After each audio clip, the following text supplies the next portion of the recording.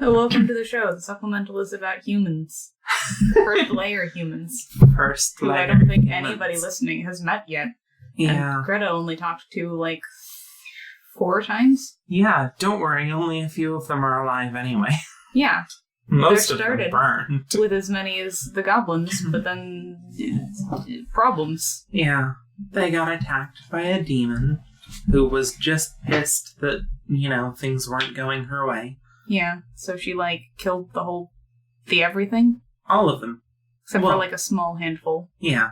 Which Greta was like, come on. Of which there are, 3 named characters left. Mm-hmm. Behold. So, yeah. Fair warning to you all. I still have an awful cough, and hopefully that will get mostly edited out. But also, it sucks and sounds terrible. Yeah. So sorry if I end up coughing in your ears again, just like last time. And yeah, that about covers it, I guess. Enjoy the supplemental. Enjoy the supplemental. What the hell kind of joke is that? Jules's voice from the next room woke Vess. She snuck to the doorway to listen in on the conversation and scanned the room for makeshift weapons in case they needed to make a hasty exit. The calm voice of the girl replied, unfazed by Jules's outburst. It is no joke. You asked for the truth. My family values the truth a great deal, and I've told you what is true, to the best of my knowledge. There was a bang on the table and a cup clattering to the floor. Well, then you're wrong. My friends, my family, the people who looked to me to keep them safe, they meant something. It doesn't matter how much you shout about it. We weren't talking about the value of one life versus another here, or the intrinsic value of life. Vess could hear just how much this girl believed in the intrinsic value of life just by the sound of her voice. I am simply telling you that all of the data points to the conclusion that your situation was far more engineered than it may have seemed from your perspective. Jules's voice sounded shaky but less immediately violent. Engineered. What exactly do you mean by that? The girl continued. Well, someone or something planted you there, for some reason or another. Your situation was like an experiment, a constant value of one race in close proximity to another, close enough to observe the progress of both, a force to keep the population both under control. It's all so perfect. It could have gone on like that forever if it weren't for an outside influence. Generally, systems like that either have many, many more moving parts to keep them all balanced, or they are manufactured. In your case, I would guess that it was manufactured, which means none of you ever really had the chance to break free of it on your own in the first place. The only reason the cycle ended, it was because you came in contact with Zenith, for whatever reason. Until then, you were all just cattle. As long as the right number of you existed doing the right things, nothing ever changed, right? Reality doesn't often work like that. Eventually, you or the goblins should have gained a competitive edge, or accumulated knowledge, or been wiped out by disease or famine or whatever else. But instead of that, you lived in 2 virtually identical spaces, with virtually identical populations, facing virtually identical problems. That's beyond hard to believe in nature. I would think that the fact that you were able to connect with Zenith at all means the experiment is over. Either it ended, and so the connection was made, or the connection was made, and so the experiment was ended. So the meaning of those lost ones has come to an end. They've served their purpose. You can be emotionally attached to them all you like, but they had a deeper meaning, and it's done. No. They served their purpose and even got to see the end of the experiment. Don't you find that comforting? Jules's voice echoed into the otherwise silent room, ice cold. I watched them burn. I watched children try in vain to pull their parents out from under burning logs. I watched brothers and sisters run back into burning homes to save their smaller siblings, only to never come back out. I watched my people get hunted and killed for as long as I've lived, experiencing hardship and suffering beyond your people's wildest imaginations. Don't you dare tell me that that life and that death is what they were for. The girl's voice followed up. I can see I've caused offense. Jules interrupted. You're damn right you've caused offense. The girl continued. I apologize. I can see that we simply have very different views of the world. I will do my best to avoid causing such problems in the future. It is truly regrettable to have made such a misstep in the treatment of a guest. Silence grew, so much so that Vess began to wonder if she simply hadn't heard them get up and leave. But just as she was about to return to bed, she heard Jules again. I am sorry about the cup. It was an emotional reaction. I'll be going to sleep now. The footsteps that led her, then footsteps led into her direction. Vess moved to be visible when he entered the room so as not to surprise him. Seeing her, Jules closed the door behind him and held his composure just long enough to wrap his arms around her waist and begin crying. And now we're back from the supplemental. That's weird. I know, the miracles of editing and all that, but wow. Time sure flies when you're having nothing happen for a second while you say that you're back from the supplemental. I love you so much. Oh my god. Yes. Well, special thanks to Gina, who is editing this and definitely hearing the most of me coughing. Oh yeah, for sure. Apart from me. Desi, of course. I don't know, she might actually hear more of it depending on how many times she has to go over it. No. Well, of course you hear in the grand scheme of things, there are times you are coughing where you are not being recorded, and I'm here. Well, that's just patently ridiculous. I don't exist when we're not recording. Darling. Sweetie. I'm a ghost. You exist when I'm observing you, and I'm observing you all the time. I love you so much. Okay, so, Observe. Quick, look that way. Well, dang. I should know better. Bluff failed. I know. So, welcome back from the supplemental. We have another very long recording for you a little bit later in the session, because we tried an experimental cutscene thing. We learned a lot from it. There are did. some parts that don't read as well in, cutscene as they did in text. Yeah. And if we do this again, we'll be fixing that. Yes. But, it was an interesting first try, and... You always learn stuff from the first try. Right. Always. And now we are on to the session proper. The sesh. Yeah. Let me just move this Chromebook away and not accidentally turn off the recording, because that would be hilarious and awful, and I would hate it. I would hate it. I would be you very just have sad. to start a new file, right? Yeah. And then they'd have to be spliced together. You know, assuming that the data got saved. Though Yeah. I don't think that was ever not on the table now that I'm thinking about it. So anyway. Oh, hey, we can move. Oh, that's loud. And Gina will edit it.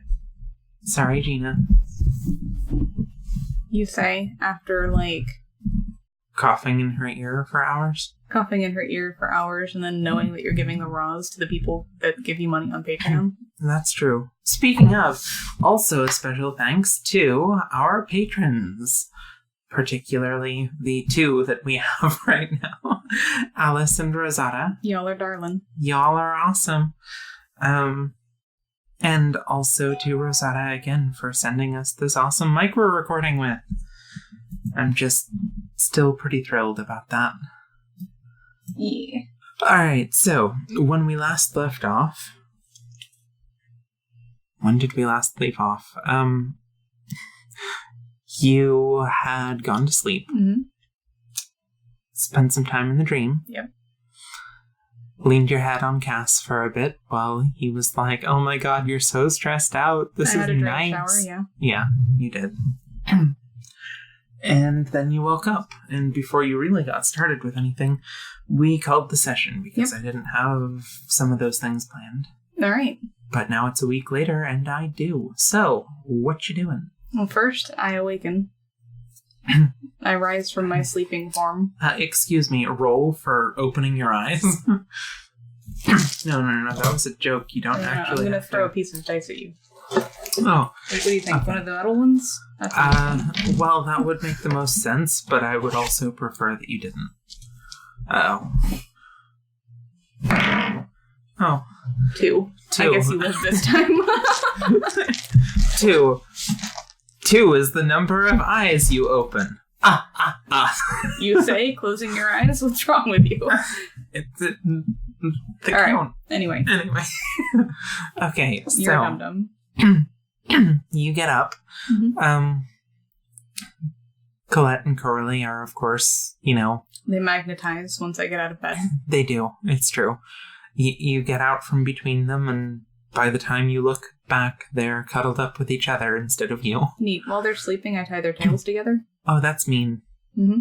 You have to be really careful not to wake them. You want me to roll for that? I tie their tails together in a very intricate shibari knot that goes all the way up it. Nat 20, folks. How do you do that? It'll just take a lot of time and fussing to get it off of them. Yeah. Mm-hmm. Jeez. It's bitch handling. It's what I do. I don't understand. Nat 20. Okay. I hope someone is noting these things because it's ridiculous how often it happens. It really is. Look, it's only when it's fluffy rolls though. When I'm like, yeah, I tie their tails together while they're sleeping. Yeah. Not when I'm like, I do the spell that will kill me if it backfires. I'm just saying, now it's being recorded, so everybody can marvel at, Anyway. Alright, you successfully tie their tails together. They are in for a huge surprise when they wake up. Oh, yeah. That'll be fun. Yeah. Alright, I leave. I go make, breakfast. Is anybody else up yet? It's early. Only Arlette. Because, I wave at Arlette. Good morning. Did all the soup go? Almost all of it. There's about 1/10 of it left. Alright. I'll reheat it and hand it out for breakfast. Okay. I'm glad it went well. Oh, yeah. People were pretty thrilled about the free food. Yeah. They'll be even more thrilled about it as time goes on, too. Yeah. Well, neat. It's not that hard as long as we can get ingredients, and ingredients are, the stuff people usually throw away, so... Yeah. By the way, I sent a message up to the castle kitchens about their food waste, so either we'll get a drop-off of that sometime today, or I'll go up there myself and see what the holdup is. Okay. Well, neat.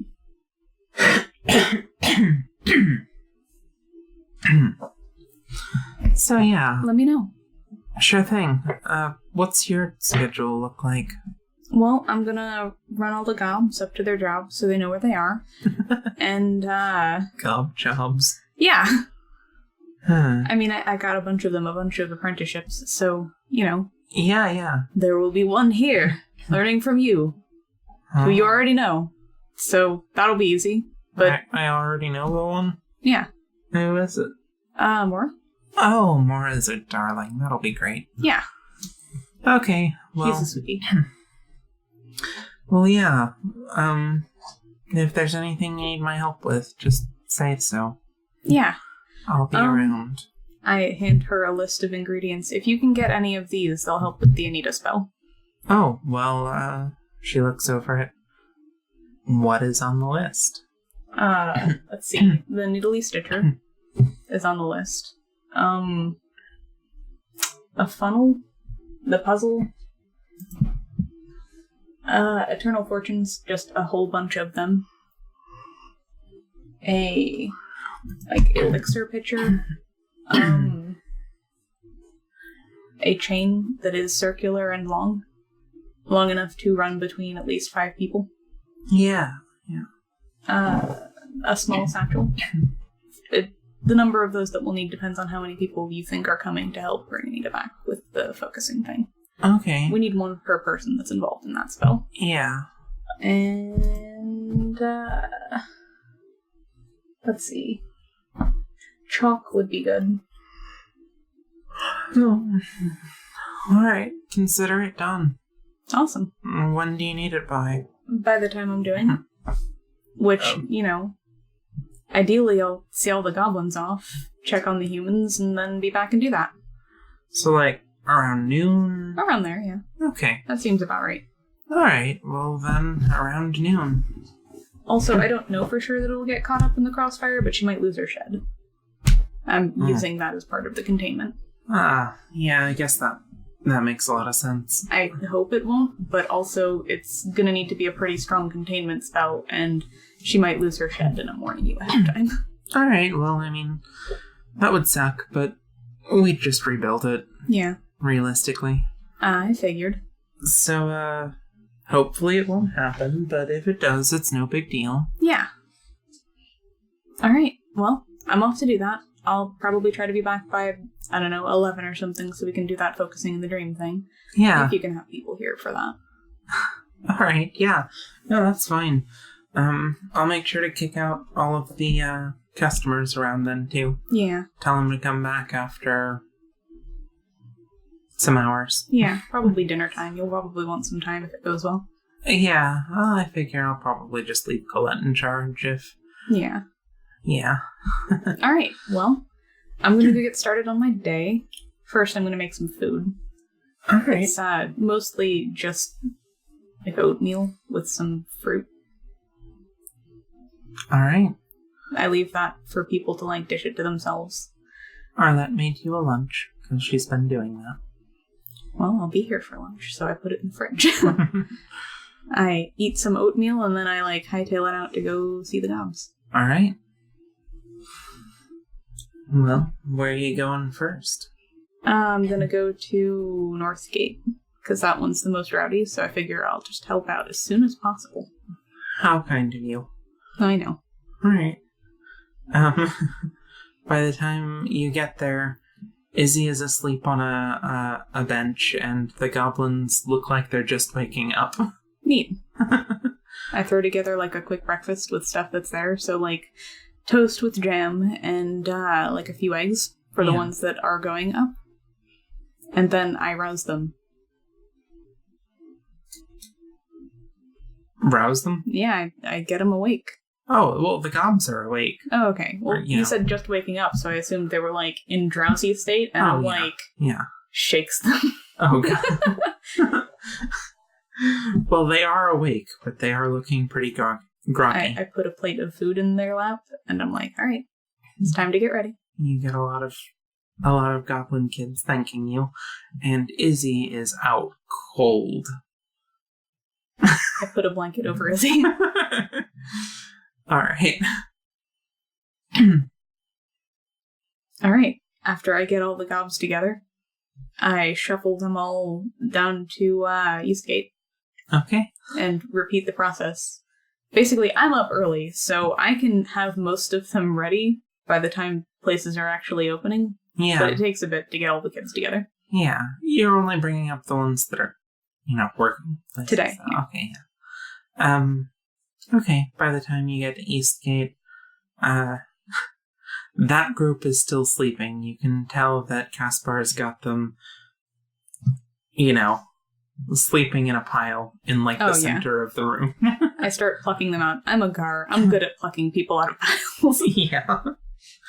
I can even walk directly over it without touching any of them to, just reach in and pull out the appropriate goblin. Yeah. That's hilarious. Yeah. I would say that Greta squanders her being able to walk on air, but realistically, She does things with it that any of us would love to be able to do. Yeah. Look, it might not be like, oh yeah, I'm doing the best combat things I can, and but she uses it like it's the normal way to walk because she's been doing it since she's a toddler, so it's the normal way to walk. Yeah. Hilarious. She uses it for dumb, simple, stupid shit because, like, that's how you do when that's what you do. Yeah. It is just convenient. Anyway, I pluck out the goms. Successfully. I set them aside, I get them some breakfast, and then we start walking. All right. You've got 2 groups of sleepy goblins. I get to Southgate. Okay. In Southgate, you can see that they are all neatly laid out, each with their own space, and in rows. Yeah. Yeah. If there are any that need waking, I wake them. I feed them. We go. All right. Well, you've collected the gobs. We go up. By the time you get up to the top of the gate, Rafe is there too. Hey, I figured I should meet you here instead of going straight to Malton's. Yeah. Oh, that reminds me. Truffle! I call him in. You hear a distant snorking that gets closer and closer until Truffle appears. That's a good boy. I give him a piece of jerky. All right, let's go. He scarfs it down and then happily tromps off after you. Neat. For the record, I do have Mimi. She might be, asleep on my shoulders, but she's there. Because she's, a non-Newtonian fluid. She's dribbled around your shoulders, but yeah, she's there. I break off a tiny piece of jerky and give it to her just in case she's awake and, watch me give another animal a treat. Oh yeah, definitely. Her tongue shoots out, wraps around the piece of jerky, and pulls it in. How do the kids take it? Because I don't think they noticed her before. A lot of kids going, wow. Okay. I start dropping them off at places. I go to the ones that open early that I know of because Greta knows of them. Yeah. First. So, presumably, Sabina's, then Maldwin's, then Claire's? Saren opened early too, remember? Oh, yeah. Because she sells food and places have to buy it before they open. Yeah. Yeah, you're right. So probably Saren's before Claire's. Well, yeah. You do some running around. I do. Dropping off all the gobs. I get the gobs to their locations. Obviously, on this whole thing, I make sure they have their feathers first, because otherwise, why did I go through the effort for all these feathers? Oh, they have the feathers. You do not need to be a genius to know that they are all so hyped about having these feathers. They're more likely to forget to put clothes on than to forget to bring these feathers with them. Hell yeah. All right. I start, introducing them. I, get them to give their names to the person they're going to and get them situated and make sure that they know their way back. Yeah. I, also make sure they know where my house is if they need to go there. Yeah. It's, not super hard to miss, so. Yeah. To the ones that are in the upper district, Rafe says, or points out where Maldwin's is, too, and says, I'll be there today, so. Yeah. If you need anything, you can come there and I can help you. I've been around the city a bunch at this point. Yeah. We go to Maldwin's last. All right. Because I have to, introduce the trough. Yeah. All right, well, by the time you get to Maldwin's, then it's only you, Rafe, and Truffle. All right. We go in. Oh, hey, morning, Greta. Morning. I see you've brought, Truffle it was, yeah? Yep. I see you've brought Truffle. Yeah. And, who's this? Well, this is Rafe. He's, going to be one of the people apprenticing for you. It's like, hey. Maldwin's like, oh, okay, well, just so you know, up front, this is gonna be some really hard work at first. Your body will get used to it, but it's probably gonna take a week or 2 of wishing you were dead. So, you up for that? Rafe shrugs. Yeah, I'll be fine. I may not look it, but I was pretty fit a while ago. It'll come back. You got this. I mean, it can't be worse than demons. He gives you a nervous, toothy smile. Malton's like, okay, let me get him started on something in the back, and then I'll come talk to you about Truffle here. Yeah. Okay. You hear him telling Rafe how to sort some things that need sorting, basically. It's just a bunch of, essentially raw ore, and he's looking for specific bits and specific ones, and how many of them there are to, sort them into. Yeah. This is going to be pretty high quality when we melt it down, or this is going to be the crap quality stuff. Yeah. You know. For those of you listening, it turns out I have no idea how real blacksmithing works, but I'm assuming that's a thing. Wow, never admit your ignorance, DM. Always blacksmithing in your world exists to be exactly as you describe it. If you were like, you have to find out if it has fairies in it, because that might mess with the smelting process, then that's true about blacksmithing in your world. You hear Malton in the back telling Rafe, now you have to look out for fairies. Kidding. If you find a piece of ore that's glowing, don't touch it. And for the love of God, if one of these rocks responds to you and starts talking, pretend that you don't hear it. You don't want to know what happens when they think you can understand them. Okay. All right.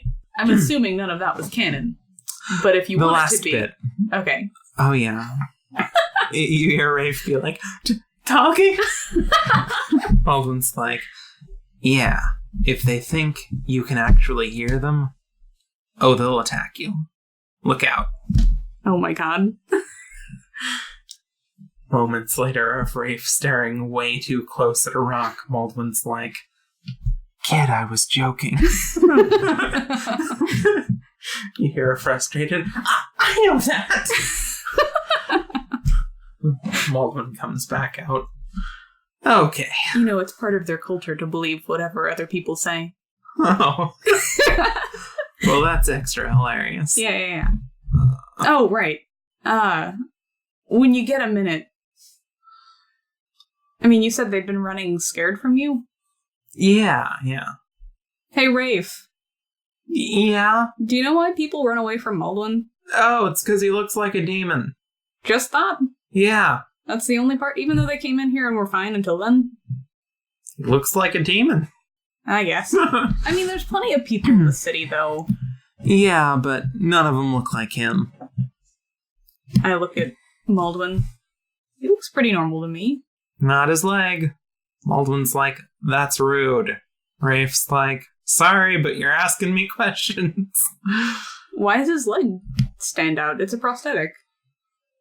Demons have weird bits. Huh. Well, there you have it. It's your prosthetic. Baldwin's like, you have a spooky prosthetic. But you aren't Ghost scared leg. of me? And Rafe shrugs. If Greta's not scared of you, I'm not scared of you. Why, you gonna eat me? Baldwin's like, no. Rafe's like, cool. Well, this is going well. Yeah.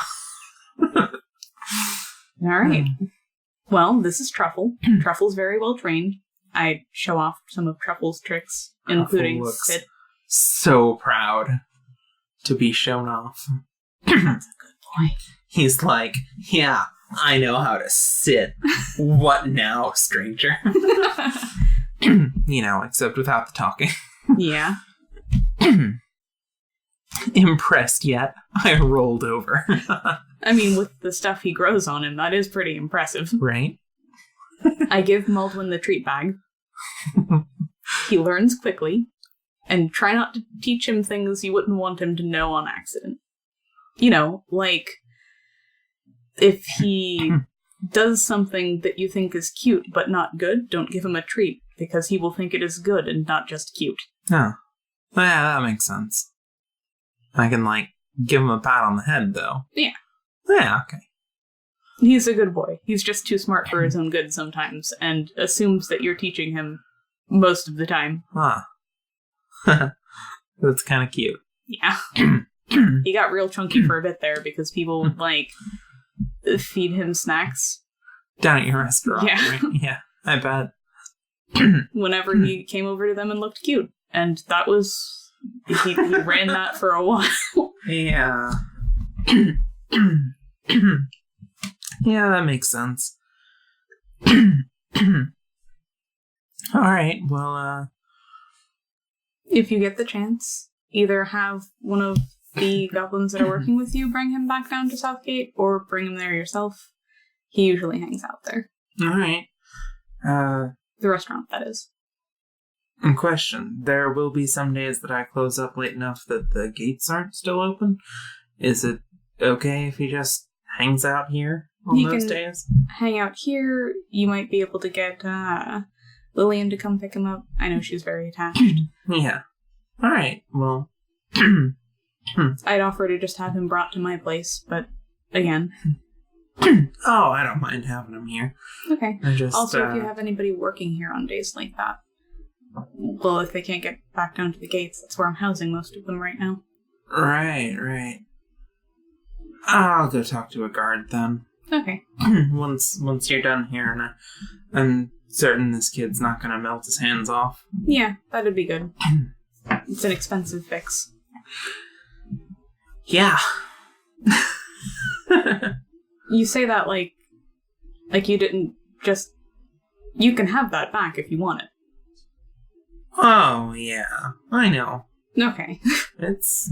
I don't know. Feels weird to grow a new one. I mean, that's true. Not what I meant. That's part of who I am. Yeah, Feels weird to change it. that's fair. Well, can't knock it.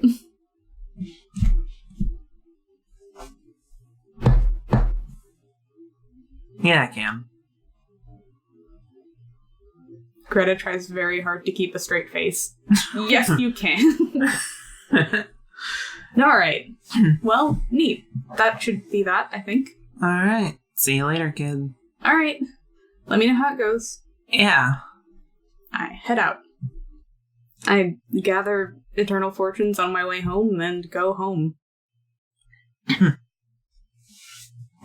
Alright. You gather eternal fortunes and head home. Yeah. You, Ooh, it's been long. You definitely have no problem finding them. I mean... They're everywhere, yeah. They're everywhere, and you've done this countless times before. Yeah, I just get like a little pile of them going. Yeah. Just in case there wasn't enough, because I am running a grand total of 4 spells, and I need them for every single spell, so I make sure that I have a fucking lot of them. Yeah. A lot of them. Alright. Who all showed up? Alright, well, obviously Arlette is there. Right. Remy is there, too. Yep. Claire Alright. is present, too, and is there. Because of course she is. Yeah. Molly is there, too, but not to be part of the spell. Just to observe, yeah. Yeah. Same with Nefri. Seems to have gotten pulled into it. Hey.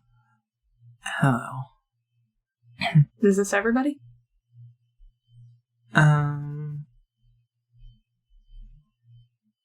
Is there anyone that I'm forgetting? Let me take a look at my notes here. Her teacher, maybe? Oh, yeah, Selena. Selena's totally there. Cool. That is, in fact, who I was forgetting. Neat. Says my notes. Yeah. Alright. So everyone's present. Alright. Selena gives you a wave, despite the last time you saw her was her clobbering your face in with a hammer. Yeah. Witches. Alright, so we're gonna do a dream exercise first, just to make sure everybody's got a clear mental image of Anita. So let's nap. There's a bit of a laugh from some of the people who only know you slightly. Yeah. But you all lay down. All right. Go to bed. Probably on the big cushiony floor. Heck yes, the big cushiony floor. Like a bunch of pillows. Are you inviting the people who are just there to watch too? Okay. They can watch the whole process. This might be the first time Nefri's been dragged into a dream like this. Oh, yeah. She's very surprised. Welcome to my dream. But definitely in awe. And when she realizes that this must be your family house, she just starts going through everything. Alright, so I think probably what would be the best choice to make sure that everybody has a clear image of her is to, go find some of those ghost images of her and observe those. I mean, they are literal pictures of her, so... Arlette raises her hand. Yep. Aren't those in the void? Yeah. I mean... Should we really be going into the void with a big group? Why not? As long as we hold hands, it's not like anybody's gonna get lost. Oh, alright. Well, you're more experienced at this than I am, so... It'd be a lot easier if we had a dream path, but this is no grotto, so... Alright. Well then, everyone hold hands? Yep. Everyone holds hands. We hold hands. I walk to one that I know is relatively close, because they're floating in the void near my dream. Yeah. And we check it out. Alright. Spend some time observing. You've definitely got some Anitas to observe. After a bit, I go and I push a couple closer to that one, so we've got, like a Tower O Anita. It, is very unsettling to look at. Mm-hmm. And touch, bees.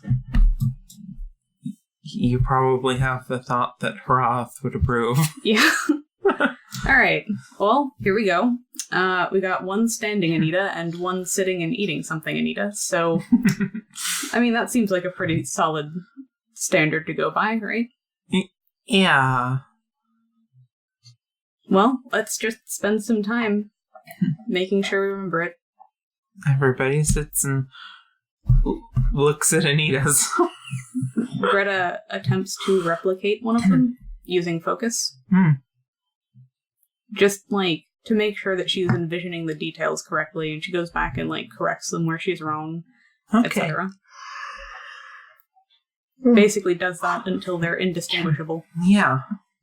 Alright. It's just an image, but, I am focusing real hard.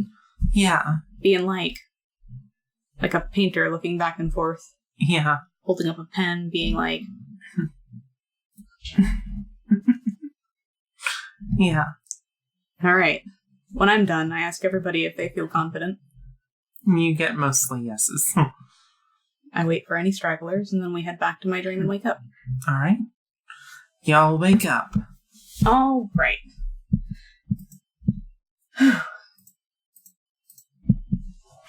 I'm gonna do containment place first. For this, I haul out my big fat bag of containment sand from the last big spell that I used. My really large bag of it. Because I just basically dug up part of a beach and stuffed it into a sack.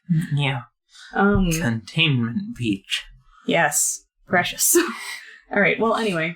I am going to put that in the, spot where the wall and floor meet.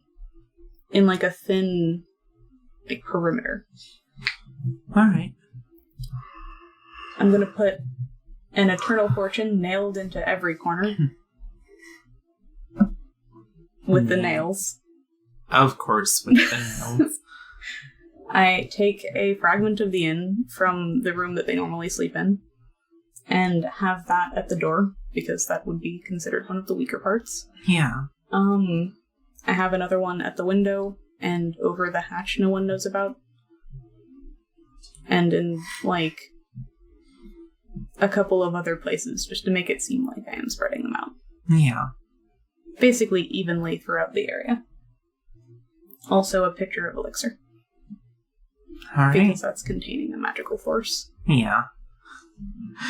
Hilarious. All right. The gobs are going to love that elixir once they learn about it. Yeah. We are, I make sure that everybody is inside of it that will be partaking in the spell, and the people that are outside can, like, look through the window but don't come in. Okay. Alright. This workshop belongs to my mentor. Empty though it may seem, a building laid bare, all its edges wiped clean. When Anita cast her spell, nothing was left in between. Indeed, this place has held strong before, and so I draw on that potential for containment once more. Reinforce these corners, these walls, ceiling, and floor. Keep in the power, and hold closed the door. Alright. Give me a witch magic roll. Don't be a bad roll. Damn. Okay. That'll be a total of... Let me check. I have a lot in witch magic right now. 10. It's 10. Okay. Nothing goes wrong. You just don't get any, like, extra bonuses towards the rest of this spell. Cool. Alright, I'm going to do containment for people next. Okay. I have the chain that I asked to be long enough to wrap around all these people, draped over each of their shoulders and then around over their arm for each person, so that it's like a continuous chain that goes around all of them, weaving in and out. Alright. I have a small satchel of containment sand tied to the chain in, like, a spot roughly over their heart, based on where it's hanging. Yeah. People are positioned based on their bonds, so, like, who's closest to who, whoever the weakest, like, person would be to put next to someone else, they're not there. Yeah. It's, like, generally just to bring the average level of relationship up in the group. That makes sense. Alright, and then I basically prep them with the chant that they're going to need to do a couple of times before I actually start the spell. Okay. Alright. Bonds between us holding strong, each person towing another one along. None of us will forget why we came, all of us anchor the rest in this way. Repeat after me and say what I say. I am a link upon this chain. I will not break under the strain. I will hold true to those I clasp. If someone slips, I will keep my grasp. As long as we are here together, this challenge we will surely weather. Alright. Give me another witch magic roll. Be nicer to me. Maybe I just need to use a different dice. This one. Use this one instead. Something instead. This one is 1. Wow. Thanks. It is better. It is an 11. Alright. Cool. It goes off? Yep. Without a hitch. Neat. Alright. Next up is the Reforged Letters. This is the first place where I, like, actually condense the spell a little bit. I put the completed puzzle that has been mended back together. There's someone here who does mend. Yeah. The Eternal Fortunes and, like, a wreath around it. I have a funnel which is slowly gathering beads of ink into a vial until the color becomes homogenized. Yeah. That is, like, started when I start the spell and should be homogenous by the time it's done. Okay. It's a strong ink. It doesn't take very long. It just needs to saturate the sides. Also, the Needly Stitcher is involved in this one. I basically just have it, like... Yeah. Alright. Before me, a puzzle, its pieces arranged, immaculate, perfect, each part in its place. With no pieces missing, to Anita's true ace, bind these parts together, let the borders erase. Bring into focus the soul these letters traced, and become a unified whole, perfectly interlaced. Obviously, this is on the letters. Yeah. Alright. Give me a witch magic roll. I'm abandoning the metal dice. Alright. They're doing me dirty right now. Alright, you've been good to me in the past. Okay, what are the chances? You want to explain this shit to me, Chloe? Ladies and gentlemen, the next roll will be a 5. She has rolled a 2, a 3, and a 4 so far. Yep. 12. Just 2 more and you'll have a straight. What are the fucking chances? Okay, so does this go horribly awry? No. I have stitched my letter together. Yes, you have stitched your letter together. You are lucky that you have such a big bonus to witch magic, because it's these what I've could been have powering into, yes. These could have been going really bad, but instead they're just not going, like, good to the point that you're getting bonuses. Yes. They're just coming out average. Well, the next one is a big one, so... Yeah. Okay, here's hoping I break this roll. Alright, you do get a +3 to this one, for the record. Okay. You don't get, like, what could have been as high as a +9. Cool. But, you know. Alright. Neat. Do I trust any of my dice? I don't trust you this time. Give me a better dice. This one. If it goes wrong, it'll be fitting. Oh, God. It's the one that looks like marble covered in blood. Yeah. Alright. Let's go. Wait, no, I need to do the... Okay. Well, anyway, what this one has is focus from several people that is initiating the Luna spell that remakes a body. Usually you have the person laying in the middle of it, like, focusing too. This time I have, like, the person, quote-unquote, in the form of the letters, focused. Which is not exactly correct, but it is, like, the focus of the other people are to initiate that. I've got glass. Everybody is positioned relative to, like, where their star lines up with hers in the sky. So it's making kind of like a physical constellation on the ground. Yeah.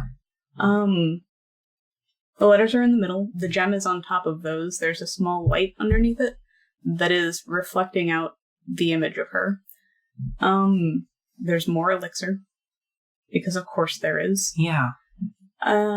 Eternal Fortunes. This time I just have people holding some each. The Anne Wyleon imprint that I, like, sheared off of one of those letters is in this also. And, 2 handfuls of containment sand just around it. Okay. A body's a doll, a dream is a mind, our bonds of friendship are the tie that binds all of these people connected by stars, each one remembering you just as you are. Our will forges a body, your letter makes the path, the spell grants you agency to forge your way back. We're waiting, Anita, this is your cue. Awake now into your body anew. Please? Swear to God. Okay, a 9. We can work with a 9. A 9 isn't the worst. Yeah. So that's a 12, and then a total of 20. Total of 20? Yeah. Okay. Yeah. A total of 20 will do it. I was gonna be mad if it was a 5. Right? Oh my god. Thank God I've been powering into witch magic for so long. Yeah. There's a flash of light as the components of the spell are consumed. The words tear themselves off of the pages of the letter before the paper dissolves into nothing. The written words becoming a swirling mass of black ink and darkness concentrated above the center of the spell. It slowly forms a humanoid body and then solidifies into Anita's.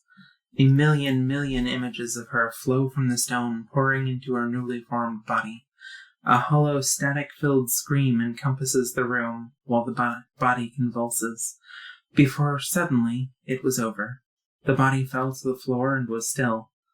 A second later, Anita sat up and looked around the room. She looked down at her hands, seemingly to make sure that she had them, and spoke, sounding as steady as she could. Good work, kiddo. Glad to be back. Arlette wastes no time in rushing over there and throwing her arms around Anita. Through her tears of relief, you can clearly hear her say, "That's all you have to say? I swear if you ever do anything like this again, I am going to strangle you, and I'm not sure when or if I'll stop."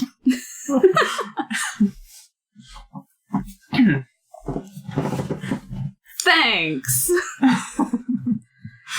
Whew. Thank you for coming, everyone.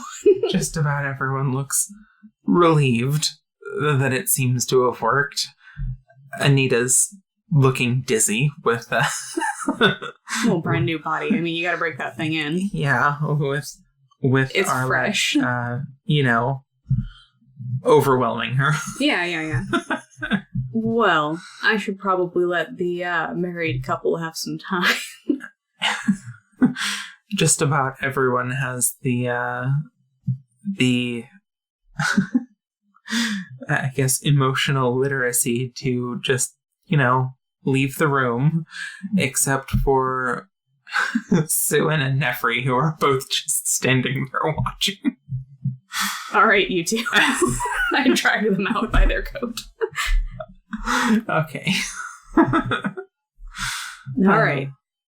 Good. All right. That was another big spell. Yeah. The shed lasted. Hell yeah. Yeah. I knock on it. Good job. It was all those containment spells. They did good. I did so many. Right? It's good that they worked, because, man, if I was a lesser witch, they so wouldn't have. Yeah. Whew. Yeah. Skill points. Yeah. We'll learn them. A 10 is an okay roll. Yes. A 2. Maybe not. Yeah. Okay, well, I drag them out. I eat lunch. All right. Colette is working the restaurant. When she sees you, she gives you a glare. What? I got up to use the restroom in the middle of the night, and you know what happened? What? You know exactly what happened. Don't give me that, Greta. You tied my tail to Coralie's. Oh, that. Yes, that. Was it fun? No, it was not. No, of course not. You're blushing. You're very mean. And I'll do it again, too. Do you want anything from the restaurant? No, Arlette packed me a lunch. Oh, yeah, that makes sense. I kiss her on the forehead. Thank you. You're welcome. I take it the spell went good? Oh, yeah. Judging by the fact that everyone calmly came in here and sat down instead of screaming? Yeah. Well, I mean, you probably wouldn't have heard them scream if the spell went that wrong. That is not comforting, Greta. It's not comforting at all. Well, you wouldn't have been scared till you saw there wasn't anyone left? Not helping. You're not helping. It went fine. Everybody's here. Anita's here. We're good. That's good. It'll be good to see Anita again. Yeah, I'm looking forward to not doing so many spells on people.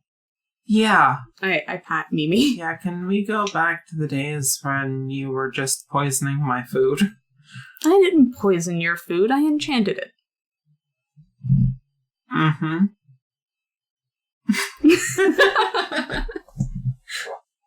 If you say so. I grab her tail. I do. Yeah. Wouldn't you agree? I think you agree with me. I totally agree with you. Oh, right. Nefri. If they ever give you lip, you can always just grab their tail. See? Don't teach them that. Here, try holding it. You hand Nefri Colette's tail. Nefri holds it. You can tell she feels powerful. So, what does it do? It's their weak spot. Oh, that must suck. Just having a weak spot open out in the open like that? Oh, they're succubi. They probably like it. I pinch the end of it. Colette gasps.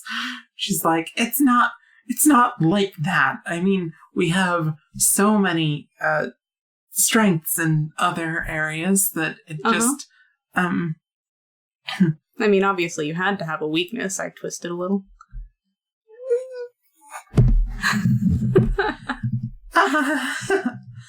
So, can I get you anything? Oh, I think I hear a customer calling. I'm gonna go now.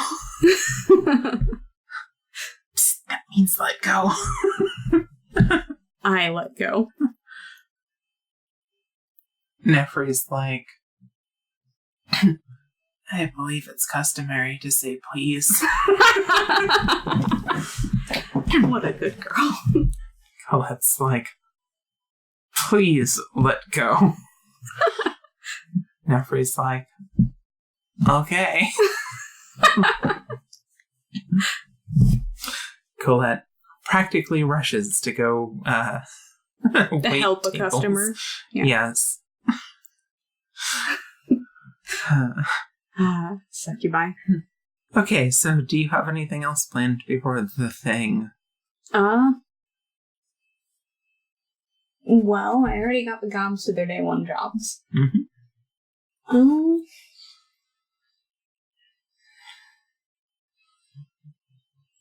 No, I think the thing happens.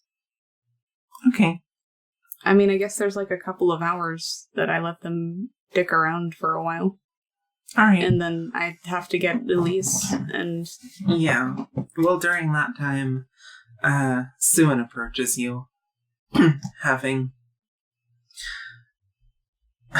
Suin approaches you, pulling Molly over there by her hand as well. Molly clearly does not want to be following her at the moment. Hello? But Suin marches right up to you. Master, we have business. You have business? Yes. Well then, tell me about it. Well, I know your tournament is coming up. So it's the day after tomorrow, correct? Mm-hmm. Well, I would like you to let us enter. Well, you have to beat Remy in a arm contest. No, I don't think you understand. I would like you to let us enter. As a duo. A single person? Well, You'll take up 2 spots in the tournament, in the other tournament. You can pair us against other duos. We work well together. So save it for the one in Lunarel. Well, the one in Lunarel doesn't decide who gets to go down there and beat up that demon, right? No, it doesn't. Well, let us enter. I told him that it would be a 3 versus 2. If you win... We're short. He'll agree. You think so? Mm-hmm. I'll tell you what. I'll ask him about it. Okay. And if not,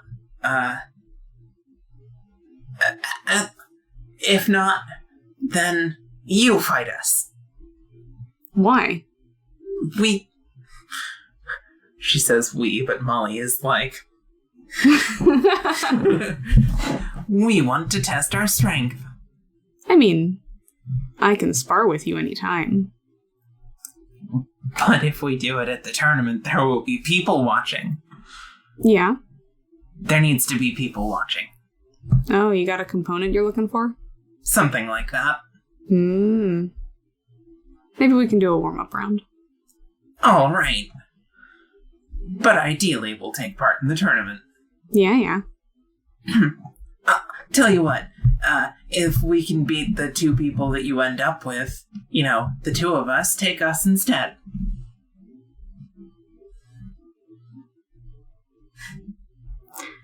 If you can beat the 2 people that I end up with. Mm-hmm. And not mess with any of my allegiances. Of course. Then, okay. Great. Quick question about the rules of the tournament.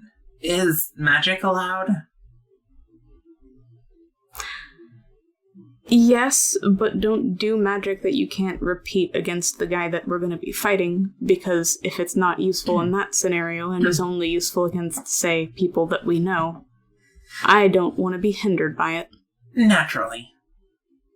I understand the purpose of this tournament, and I'm not going to get in the way of that. Good.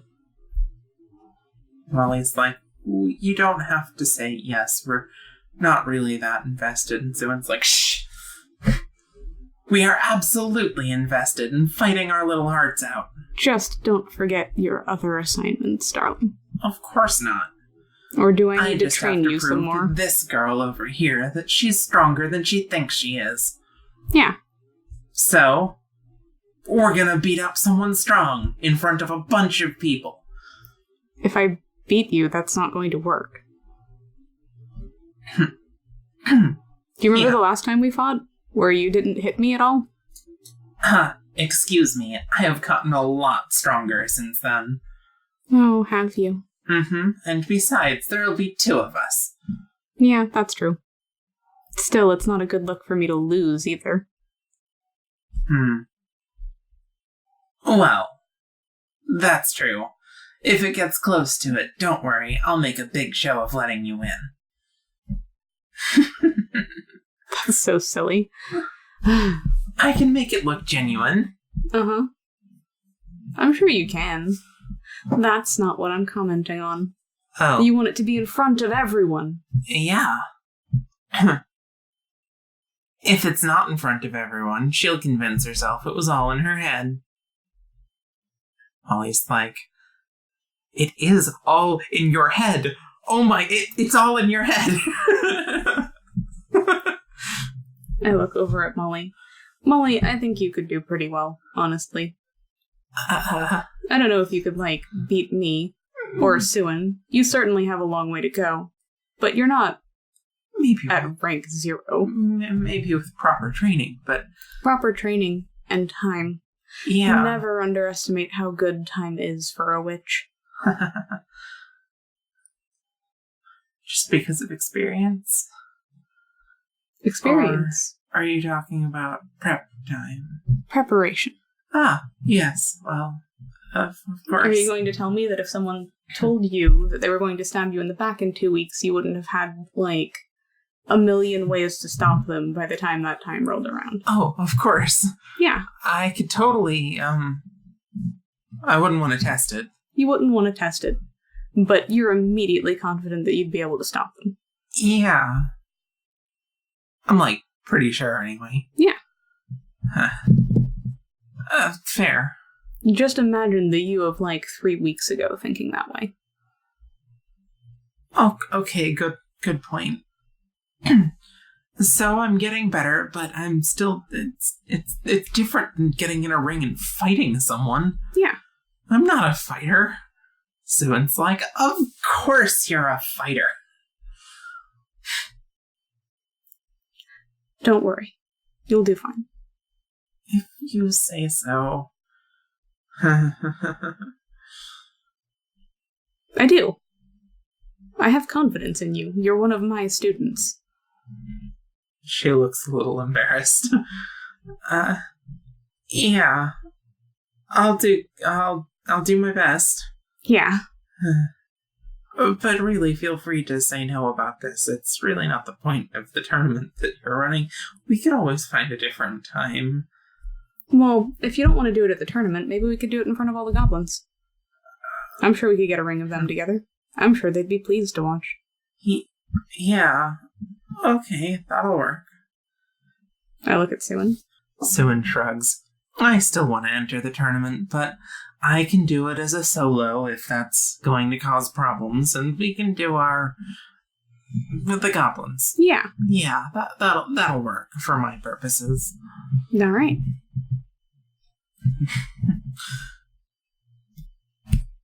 All right. She drags Molly off as you hear Molly be like, I really still don't want to. And Suin's like, you lost. That means we're doing. All right. Greta is like, did a big spell. Cool. Lays on the floor. Yeah. Take a while to just chill and not be scared about how this spell is going to go for a little while. Recover. Yeah. Be like...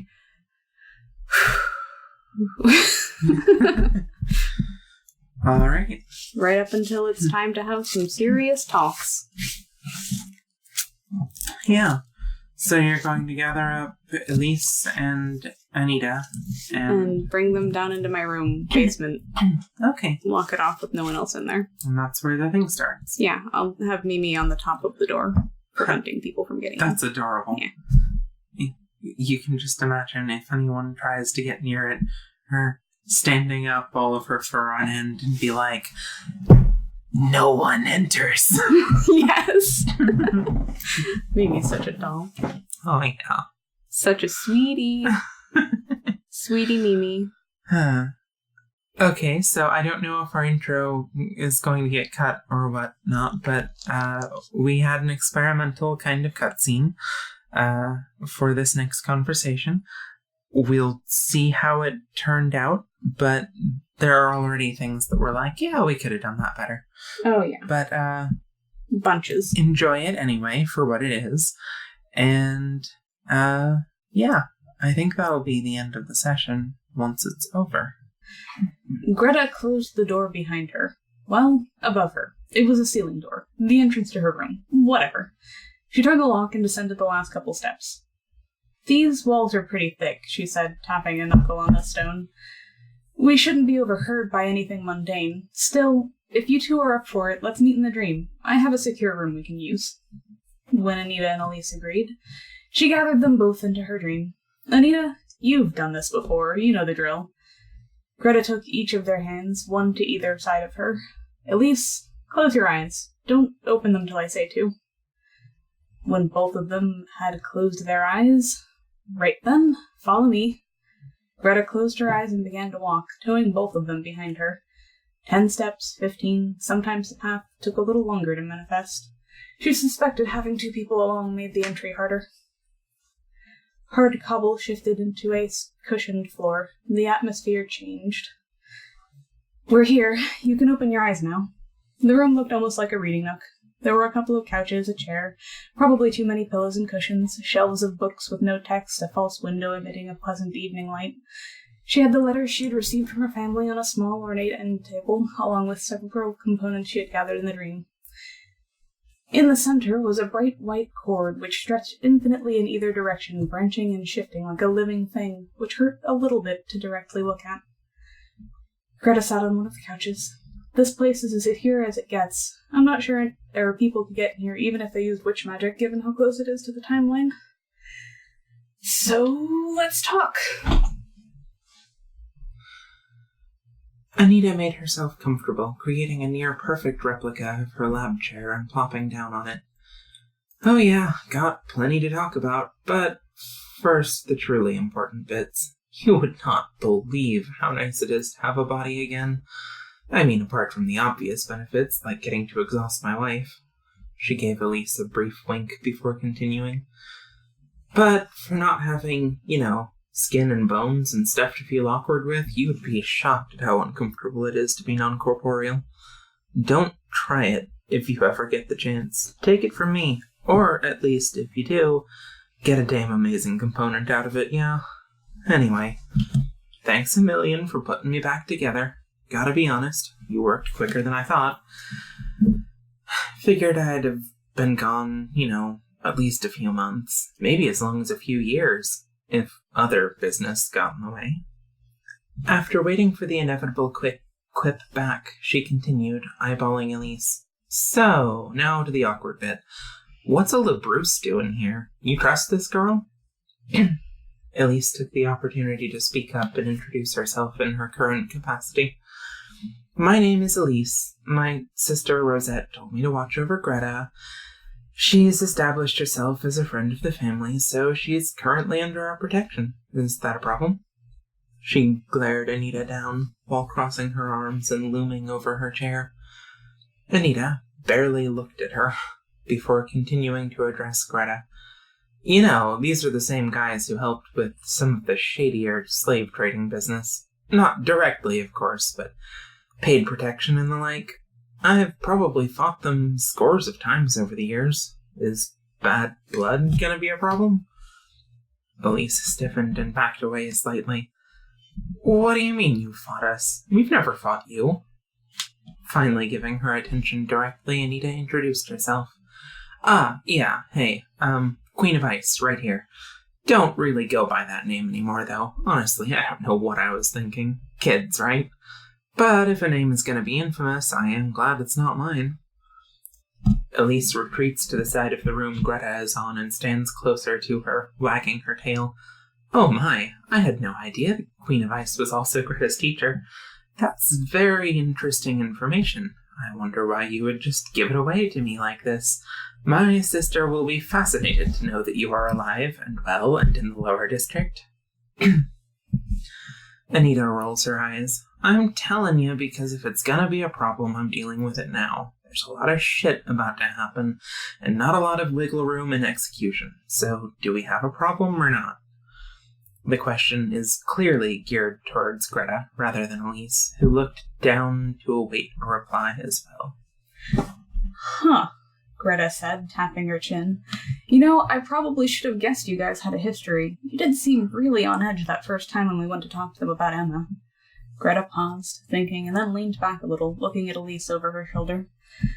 Anita has survived at least 2 spells that should have killed her, met a god, and lived to tell about it. In this room, you are the only one who lacks that experience, so I respect that it's not your area of expertise. Please believe me when I say that an ally like that is irreplaceable. She put on her most diplomatic face. It looked out of place, forced even if it sounded genuine. It was just too proper for a kid her age. That said, I know your first loyalty is to your family, and I would never wish to compromise that. I know how important family is. If this is truly something that you think you or your house cannot work around, I won't make you stay. Without missing a beat, she switched to Anita. Elise is a friend. She's given me good advice and had my back at every turn, which is good, because I've had a higher percentage of daggers thrown my way than I'm comfortable with.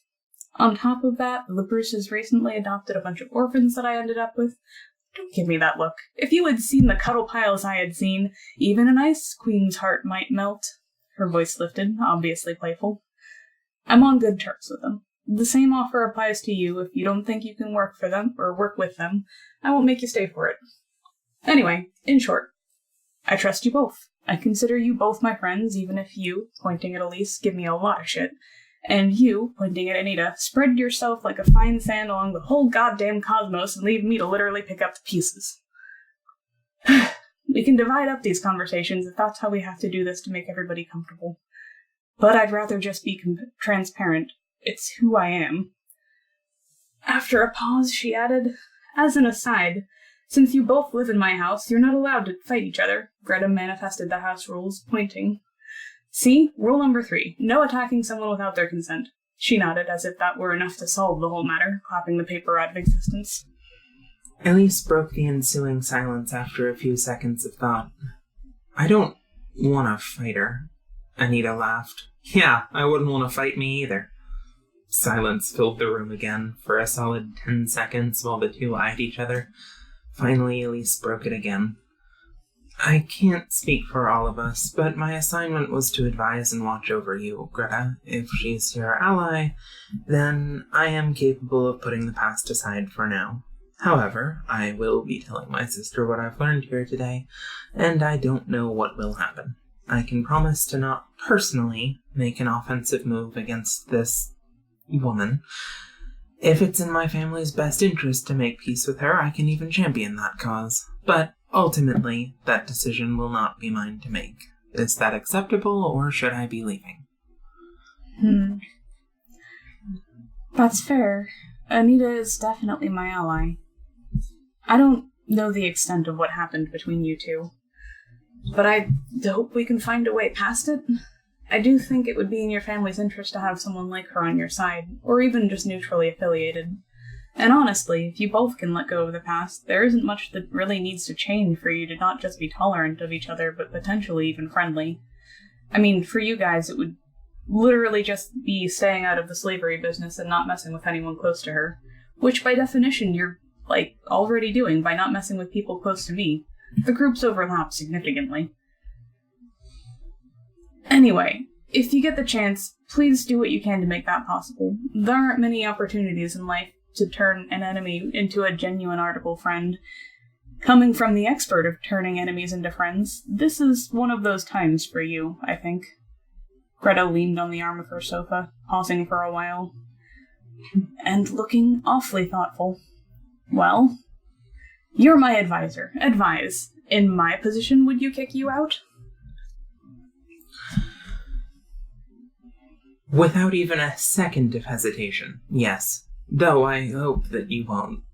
I would advise from an outside perspective that You understand that people can have common goals and interests, and even compatible personalities, but the past isn't an easy thing to drop. When you see someone and you know that they are a killer who has cost you someone dear, the fur on her ears and tail bristles, it's no easy feat to let the past lie when it's something like that. People are prone to lying and pretending that everything is fine until the moment presses into their enemy's back. As a result, anything I say in the presence of her is untrustworthy by default, and so is anything she would say in my presence. It's naive to treat this situation any other way, and you are prone to naivety. Elise visibly calmed herself, taking a few deep breaths before going on. But, from a personal standpoint, not in my professional capacity, I would like you to allow me to stay. I take my job very seriously, but I do want to see where this goes, despite what I've said up until this point. Anita has simply made herself very comfortable and continued to watch with a mix of amusement and actually a little surprise at Elise's answers. I see. Greta nodded, listening carefully. I'm sorry that you've lost someone. All of this happened, well, from what I understand anyway, a long time before I got here. I only know a little bit about what happened with the Queen of Ice thing myself. She took a deep breath, trying to center herself. She could sense even, how deep that hurt went. I won't ask you to move past it, then. If it's as bad as that, you're right that I was naive to say it. I will say that I think healing this rift is eventually possible. I'd be a poor follower of Luna if I didn't trust in that, at least. It may not be a short-term fix, or even a centuries-long one, but chains of ice don't melt in a day, as they say. Greta paused when the confused look said, They do say that here, right? Well, there's this god. The chains are... never mind. I'll explain it some other time when we're not in the middle of something. In either case, you don't have to like each other to work to a similar goal, right? You can stay, Elise. I appreciate your honesty, and I do find your advice priceless. I just don't want to make things any worse between you guys if I can avoid it. Greta rubbed the back of her head, looking every bit like a kid stuck between two feuding parents. Anita, you said you were like a non-corporeal presence or something. Are you caught up on what's going on here, then? Elise gave Greta a nod of understanding and had a seat, backing off so Greta can have her part of the conversation with Anita particularly. Anita shrugged and put on her business face. Here? Well, that depends on what you're talking about. In Zenith proper? Not really. Arlette caught me up a little. Princess is missing, nobles are angry, tons of little green kids, you collecting all the cute little bitches you can and making and maybe a few cups of poison while you're at it. But suffice it to say, I've only got the broad strokes. I've got news from elsewhere that's probably new for you. Actually, being honest, that's what's got me willing to identify myself to one of her family in the first place. Anita gestures at Elise. I've got some reason to think that old rivalries aren't exactly going to matter much in the next few months. All fine and good if I can drop my end of the noose, but I won't have it be that I'm keeping a secret that could complicate my plans drastically if it got out. Not an unnecessary one, anyway. Anita made a gesture in the air and formed a visual copy of the last letter Greta received from A Curious Witch. I'm sure you got this letter, but I'd advise mailing it to your mom when you can. She's going to be pissed when she gets it, but whatever, it was important. By the way, I met your family while I was away. They're pretty great. Your brother is a cute little twerp, and your mom doesn't like me. I'd say it's because she feels threatened by another strong lady in your life as a role model. But let's be honest, it's because I'm a bit of a punk. Anyway, they had to forget the whole thing if I was going to get back here, so I enlisted the help of another witch. Just mail that thing to her and she should remember everything. Spell's on her, not on the paper, so don't worry about it getting erased in the mail. She snapped her fingers, letting the paper shred away into nothingness over a few seconds. So, you first or me? You know, with the bad news. Greta clapped her hands together. You got to meet them? Oh my god, that's... Are they doing okay? I mean, I've been talking in the letters, but it only says so much. How's Gale? Is he still yellow and blue? Greta straightened, visibly suppressing her glee. Right, I'll go first, I guess. You have the broad strokes, and I have no idea what you're talking about, so it should just be faster on my side. The princess is missing, the abyss has radically changed, there's some literal man-eating monster on the first layer who's stronger than me, and I gotta fight in a little under 2 weeks. For the right to make him not eat people alive and screaming, there's an oncoming famine, a bunch of the nobles are out to kill me, there's, someone in a jail cell who will just kill anyone on a list I hand her if I let her out, and will at least definitely kill the top 4 nobles. I don't think I could stop her from doing that. I mean, I might try. Maybe I could warn them and then let her out?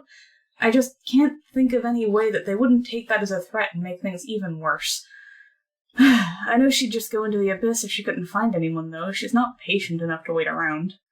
Greta rubbed her face, looking visibly distressed at the prospect. I don't want to leave her there, though. It feels like I just have this button that has "kill your enemies" written on it. I could just push it. It would solve a lot of my problems, and make a whole bunch of new, different problems. She looked at Anita from her hands. You were in this situation once. Was it worth it?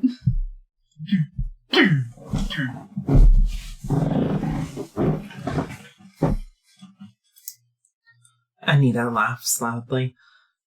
Okay, so, from top to bottom, yeah, they're doing fine. Miss you an awful lot, though. Well, because, of course they do. Your little brother is still yellow and blue, got a bit of green growing in, too, but I don't think he's noticed it yet. Your mom has, but is waiting for him to find it himself. Fat chance of that anytime soon, though. Kid's got a ton of problems, and that succubus girl is half of them. Seriously, he's crushing hard. But isn't old enough to realize it yet, so instead he just goes on and on about her. I gave him some advice. He probably won't remember it until your mom decides to show him the letter, though. Your mom also taught me your walk-on-air trick, so, surprise? Surprise. Though I honestly think she just wanted an excuse to toss me around for hours on end now and again. That girl needs some real stress relief pretty bad. I met Rosa. She wanted to know all about what you're up to. She seemed the sort that can keep a secret, what with all the black, so I made sure to share some of the more fun details. There's a ton more to tell, but, well, we got other stuff to talk about first. It's hard to say, kiddo. I saved a lot of people from some really shitty situations. I don't think I have the right to say that it wasn't worth it, exactly. But the truth is, there will always be new enemies as long as the systems that create them are in place. Killing them isn't a bad idea if it'll save others, and reasoning with them isn't going to work. But it's not just the one set, it's the set after that, and the one after that, and the one after that. And honestly, if you just don't have the resignation to keep doing it, time and time again, I'd say no. Even I ran out of steam eventually. The problem won't go away when you remove some heads. New heads will just sort of show up. Unless you're the kind of person that doesn't bother, don't jump into that. Hell, it shouldn't even be your choice to begin with. Who put you up to that one? That sounds like my mom, all right. Greta laughed, grinning ear to ear. Nice. It's convenient, right? I honestly don't remember what it was like to not be able to walk on air. And I bet it'll be habit for you too before too long. Rosa too? Man, you really did meet everyone. Greta's eyes widened. You have no idea how many questions I want to ask. No idea. Did you see Garada? I want to know everything. I really do. Tell me later? She bit back her excitement again, sinking into her seat. It was Lucy the time before this one, but it's Mel this time. Greta sighed heavily. This would be so easy if she wasn't already set on murdering the top 4 nobles. I don't want to leave her there, but those guys really made a mistake locking her up. It'd be bad enough if she was just impatient, but that girl has a serious case of true love, and she's had a week or so to go from mild annoyance to royally pissed. If I let her out and she kills him, that's still kind of my fault, and things are going to get even more hellishly chaotic here. None of them are dealing with the million other problems to begin with already, and a new set of people vying for power won't help. Can't leave her forever, though. In other news, there's a kind of interesting thing happening on the timeline. Anita, your thread and mine are gathering some cordage, which I expected, but she plucked at the unnamed one, which is also gathering strands. This one's new. Newish. I was wondering if you could help me identify some of the interacting lines. The way it's put together, I think I can narrow it down to a couple of possible people, but it'd still help to know where these connections are coming from. Anita nodded along while Greta talked and said that of course she'd tell her all about seeing Greta later, as well as more about her family, but business being business, focused on the matter at hand first when it was her turn to speak. Well, that's a hot mess. Let's talk about Mel first. Seems to me there's a pretty simple means of taking care of that with a spell. I mean, offhand I'd say open the door, but not until she consents to having a spell cast on her, or wearing a certain enchanted article of clothing, or whatever. Then just add a spell that's powered by her desire to kill those folks, and effectively uses that rage to make it so she can't see or find them. It's hardly a permanent solution, but it'll last until she jumps into the hole, right? Well, assuming you don't want to let her kill off the nobility. Plus, there's a lot of interesting associations you could go with there, like being blind with rage, or, fun stuff. Anyway, Anita rubbed her head for a second and let out a contemplative yawn. Well, to be honest, I suggest making your peace with the nobility as best you can in the next few months. Maybe a year, tops. Shit's going down, and frankly, I don't think there's going to be much zenith left to fight over at this rate. If you don't think you can smooth things over for that long, leave it to me. I'll get them off your back, and keep the death count low. We just don't have time to be squabbling with power-hungry idiots right now. I'll get to it when it's my turn to present. For now, just trust me. The lower class can last a year with idiots in charge, but your attention really needs to be elsewhere. I'll help you figure out a plan that deals with the problem with minimal energy and bloodshed and helps your friends skip jail. As for the timeline, Anita stood up and walked casually over to it. She found her own line again and nodded a little to herself. Still here, huh? Well, so much for cutting the damn thing. If scattering myself across existence and coming back didn't get rid of it, I'm not sure what could. When it comes to the line you're worried about, though, she looked concerned for a moment. I don't know. I mean, I'm a little unclear on the timing of events leading up to things, so I can't exactly say I have a strong guess as to who it belongs to. My best advice would be make your best guess, tell me or someone else close to you to go do something that will affect that person in a big way. If the line remains unchanged when we go out with the intention of making the action, you can call us back. Only works if we really intend to do whatever it is, though, and if you picked the right one. But it'd give you a positive result, yeah? Elise finally broke her silence. Now hold on just a second. What exactly is this thing? Why would that change anything? Anita looked over at her like she'd forgotten she was there, and then back to Greta. I haven't told her about this yet? I can wait. I really don't want to kill them. Obviously I don't want them to kill me either, and gosh darn if they aren't trying, but it just feels bad. I'm mostly worried that I won't be able to pull it off in a year. Or put it off for a year, before I have to deal with them. They think I'm running a coup, apparently, and I doubt they'll just let that sit, being that they're power-hungry nobles and all. Greta turned to the line. I mean, that only works if we can identify the offshoots. My hunch is that this is either Ren, that man-eating demon guy, or one of the humans we brought up from the first layer. They're the only ones that fit the pinch here. She started pulling on the thread, revealing a spot where it wound down to almost a point before flaring again, and blinked, looking over her shoulder. Oh! Oh, right! Greta tented her fingers pensively. I was gonna tell you soon, it's just... Well, you seemed so overwhelmed every time I had you in the dream. She flashed a guilty smile. And, this one's a doozy. So, she stood, looking forward. This is the timeline. It's been in my dream for as long as I can remember, and I used to think that everyone had one. When I was younger, I, mostly used it to keep my pet frog alive, by knowing ahead of time when he was destined to die. You remember him. He's Mimi now. It sees into the future a bit. Gets fuzzy further out, but it gives a pretty good idea of the general direction of things, usually. It freaked out a bit before Anita did her self-splattering spell. Too many potential changes in fate, I think, until she actually did it. That part is a little easier than the next part. I think it also has some kind of will, a path it's already on. There are times I've made choices, things that would have changed that line. She took a deep breath and exhaled, and found myself a couple minutes in the past, where I hadn't made that choice yet. Also with a killer headache. Oh my god, it hurts so much when the timeline snaps backwards or sideways or kicks me into a different continuity. Whatever it does, I'm not sure which one. You better believe I remember it. Happened a lot when I first started getting Anita's letters. Anyway, future line?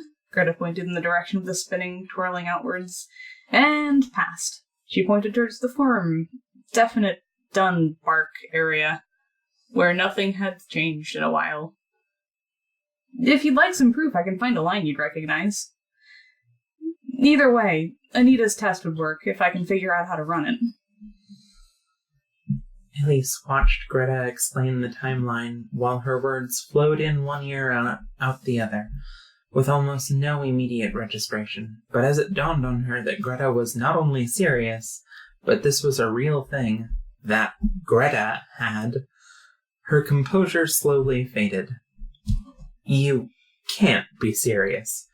This is a line that lets you see into the future and past forever in either direction, and you've been using it to keep your frog alive?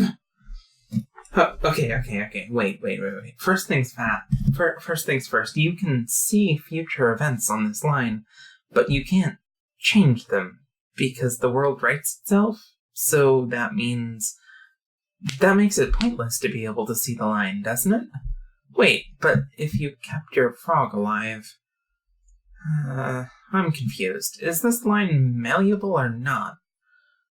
Because if it is, we have a serious tool in our advantage for the upcoming conflict. But if we can see the outcome before it happens, but not change it, then what's the point exactly? And what in the world does it even matter who this other person is? Elise shuffled down deeper into her chair. I could so use a drink. Anita gestured in her direction, and a cup of something ended up in her hands. Elise stared into the cup in wonder. Greta blinked. I'm serious. She gave a half shrug. When I was younger, I thought it was an empathetic thing. You know, since I could only figure out what went to the people/frogs that I knew, and the only thing I noticed was the line would abruptly end, and that would mean that someone had died. I thought it was just, a thing in your dream that let you know when your friends were in trouble. Which, sounds pretty stupid, but this thing's literally been in me since forever. I remember messing with it when I was a toddler. Other people didn't see imprints either. Even at my most skeptical, I didn't think it was any more special than that. She paused, regarding the line. You can definitely change things on it. I'm not sure what the exact conditions are, and I have a feeling that it's easy to change small things and hard to change big ones. It can be hard to tell what the big events even are when you're looking at the future. For example, I really didn't like it when I did things that might have undone Anita's spell, but I had no idea what it was trying to do, just that it would not let me show certain people certain letters without a backwards time skip. But I generally never ran into problems like that when I tried changing something in the past. Like with my frog. Greta pulled the spiraling thread out of the mystery person up away from the timeline. As for this person, well, see all these other lines? They fall out, pinch off right here about a week or so ago. That means their social circle dramatically fell off. Died or abandoned them or something like that. But she ran her finger underneath it where more and more of those thin luminescent lines wove into it again. They're gathering new allies. They've got a bunch of people building up around them. I'd just like to know if it's someone I should worry about, you know? It could be one of those human kids, in which case, I'm happy to see them connecting with the city so quickly. But it might also be Ren, in which case it could mean that he's making a lot of alliances with people up here pretty quickly. Or someone I don't know about. I don't recognize any of the connecting lines, so I thought I'd bring it up in case you two had any ideas. Elise's mouth opened and closed a few times before she fell completely silent for a minute, with a contemplative look on her face. Oh, okay. I'm going to set aside all of the other stuff for the time being. There's way too many questions in there for every little bit of it. Let's just say that for the sake of the rest of this conversation, I believe you completely and have no hang-ups about any of this, because that's a whole other mess. So, what I'm hearing is that we need to see whether this line connects to Ren, or to a human, or to just about anyone else, right? Well, if we can find my line, or Anita's line, couldn't we just go around and introduce us to all of the humans from the first layer? Maybe even go out of our way to give them all, I don't know, some sort of big experience that'll bring them into even friendship range with us and see if our lines get any closer? Or does it have to be an event? We could invite them all over to dinner at the LaBruce house and just really try to get them all to come. They're bound to have some pretty interesting reactions to that, because you said that the relationship they had with the goblins was strange, right?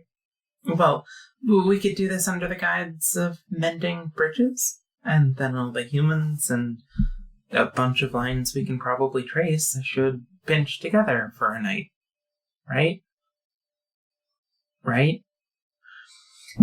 Anita seemed to be having fun not responding and letting her interrogate herself further and further down the line of not having confidence in what she was saying. Greta nodded. Yeah, I know I could find... She took a moment and then started working backwards on her own line. Actually, here's yours. That's where you started being around a lot more. These new connections are some of the goblins, I bet, and since they don't branch out too much into established zenith yet, that makes them pretty easy to spot. Greta ran a finger along the line, pointing to one or two events, and giving a general guess at around when they happened. I couldn't tell you what those were, really. If I really tried, I might be able to figure out who was involved, but...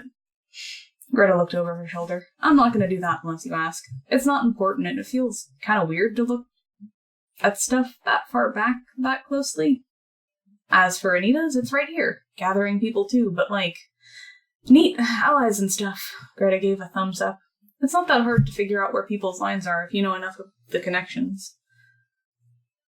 That should work. If you brought them into friendship range, it would help, especially if there were a couple of genuine connections, or conflicts, or something. I don't know for sure. I've never intentionally done this kind of investigation on the line before. Just, noticed things sometimes. I probably wouldn't be messing with it, looking at it this closely right now if, I hadn't been poisoned.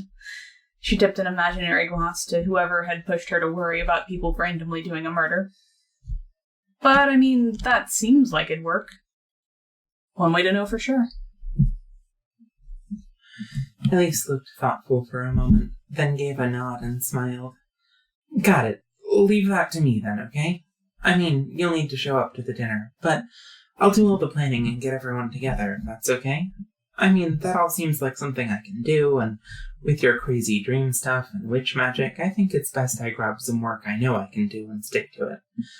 So, between that and interrogating the Pascal girl, I think I'll have my hands full for the next day or two, which ought to lead right into the tournament, and that whole secondary mess of work. Anita raised an eyebrow. Interrogation? What's this about? Elise happily explained. Well, We thought she'd tried to poison Greta, but Arlette talked to her and is pretty sure she didn't do it. But somehow, when she and Greta had a cup of tea together in an extremely public place, just the two of them, Greta ended up drinking some quite deadly poison. So if it wasn't Yulia doing something reckless, it was a more subtle hand trying to make it look like Yulia did something reckless.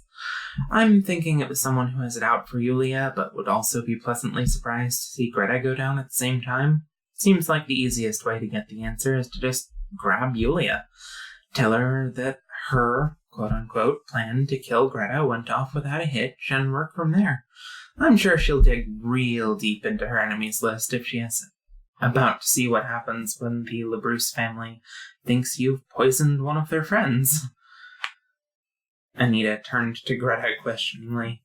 And you signed off on this plan? I was only gone a few weeks, right?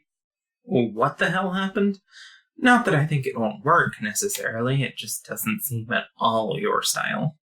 Greta blinked, startled. You said you were going to talk to her. You know, ask her, like a normal person. I thought we agreed on that. Greta shook her head. I really don't think interrogating her is necessary. I mean, whoever tried to frame her for poisoning me is her problem too, right? The enemy of my enemy is a friend? And besides, my uncle used to say that if you beat an answer out of someone, you're only going to get whatever answer they think will get you to stop. You can't always trust that. Or something like that. It was a Persephone saying. I don't remember it exactly. Something about a mouse saying anything to get out of a snake's mouth. It was Elise's turn to look confused. Oh, Greta, I knew you were naive, but even for you... Obviously, I had no intention of just asking her. I thought we were on the same page there. Look, your mom asked me to get you some protection, not just friends, and that ties nicely into the mission Big Sis gave me too. Anita chuckled slightly to hear Rosette called Big Sis so casually, but shut up when Elise gave her a death glare. Elise continued, We both know that that girl is your enemy, and she has knowledge about more of your enemies. She's not just going to tell you who the culprit is just because you asked. You don't have to worry about misinformation either. We have a few ways of verifying the answers we're given before we act on them. When I said, leave it to me, I'll talk to her, I obviously meant that I'll do whatever dirty work comes up, and you'll get to have plausible deniability and the benefit of not thinking too hard about it. Wasn't that, incredibly obvious? Silence grew in the room for a moment before Anita just started laughing and laughing and laughing and didn't stop. I thought we were on the same page too, Greta frowned. I mean, you literally said... When Anita started laughing, her tail stiffened. She let go of a bit of the timeline she had been holding, waving her hands in front of her in a defensive X motion. It was an honest mistake. We had just talked about talking to her regularly, and I thought... Aw, man. Greta wrung her hands through her hair, looking for a change of subject. Anyway, you said you had news, Anita? When Anita caught her breath, she spoke up. Wait. First things first. I can't just let Elise here kidnap and torture a girl over something she didn't do. And your absolutely comedic duo routine. I'll take care of Yulia. Is that okay? Elise started to protest, but Anita shushed her and continued.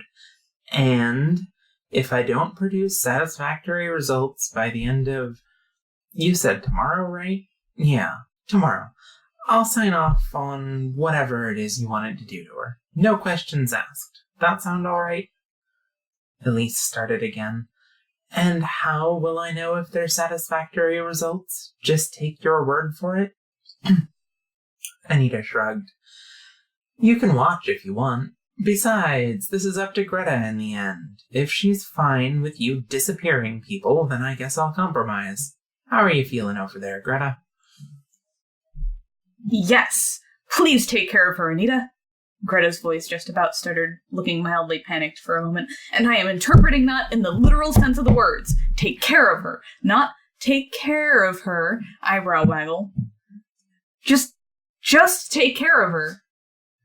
Please? It helps that you can watch, right, Elise? You'll be able to determine for yourself if it's satisfactory, yeah? Elise waves a hand. Yeah, alright, fine. I'll watch, though. Anyway, whatever the other half of this conversation is, I'm all ears, but I figure it's mostly between you two. Anita picks up after that. Okay, so where to begin? Okay, well, the basics. From my perspective, my spell went off and a bunch of other stuff happened before I ended up in Greta. Here's the kicker. I remember it was some pretty important shit, but I can't remember the details. Oh, and before you suggest a spell, to refresh my memory, no dice. Tried it down there and found out the hard way. Those memories are gone. Like, gone. I'm sure I had a good reason, but I'm pretty sure I got rid of them myself. None of that stealing them away business either. Destroyed. Which, gotta say, I am not feeling pretty thrilled about. She shrugged and made herself more comfortable. So, that being said, here's some bits that I do remember. We gotta get to the bottom of the abyss. Not like in the next week or anything stupid like that, but we need to. Specifically you and I, Greta. Maybe some other people too, but I know less about that. They'll either come or they won't. What I do know is the city of Zenith is coming apart, and we gotta be at the bottom of the hole before that happens. We might have a month, we might have a year, we might have 10 years. I don't know. So, while I'm not suggesting we jump in unprepared and fight our way to the bottom starting tonight, well, we do need to start working towards that goal pretty soon. Oh, yeah, and if you see the princess, watch out.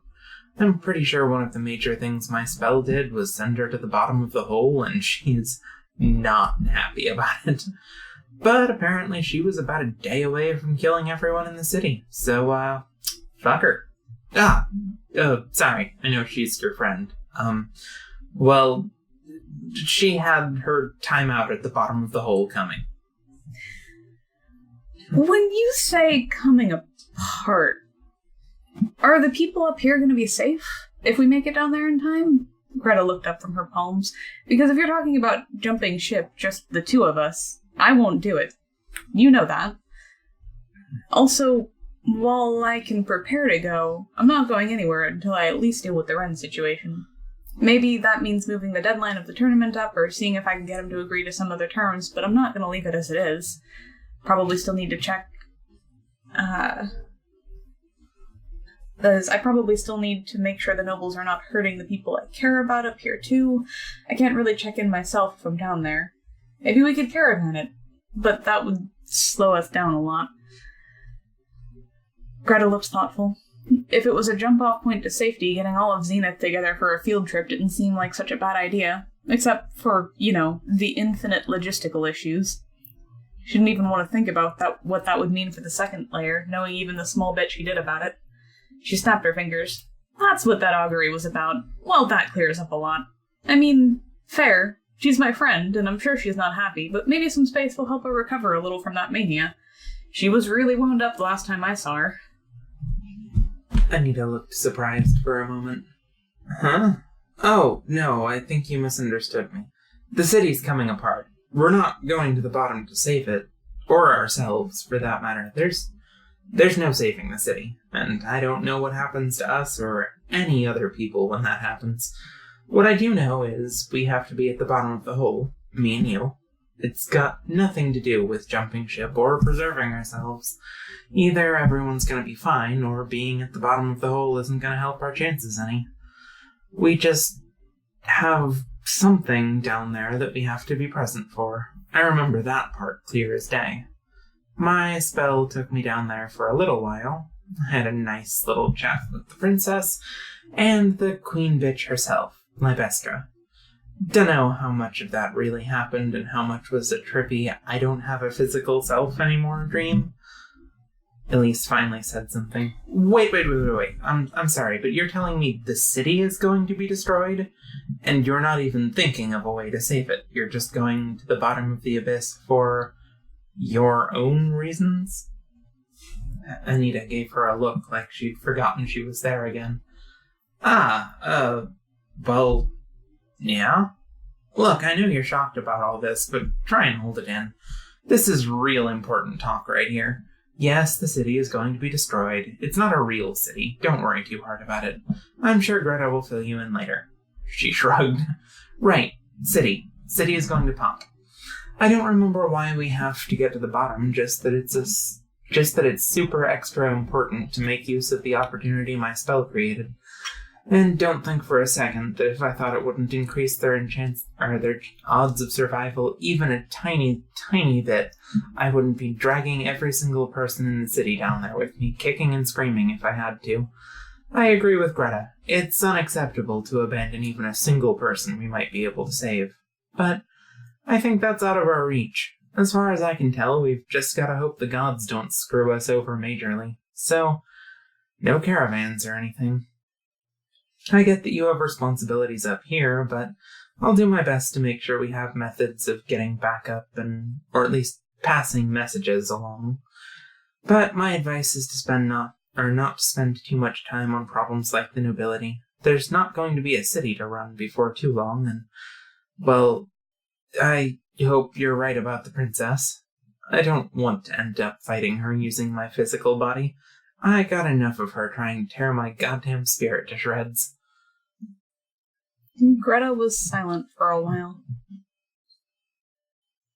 Well, Elise, she looked over her shoulder and smiled. I'm glad you stuck around. This is gonna be a lot to tell your sister.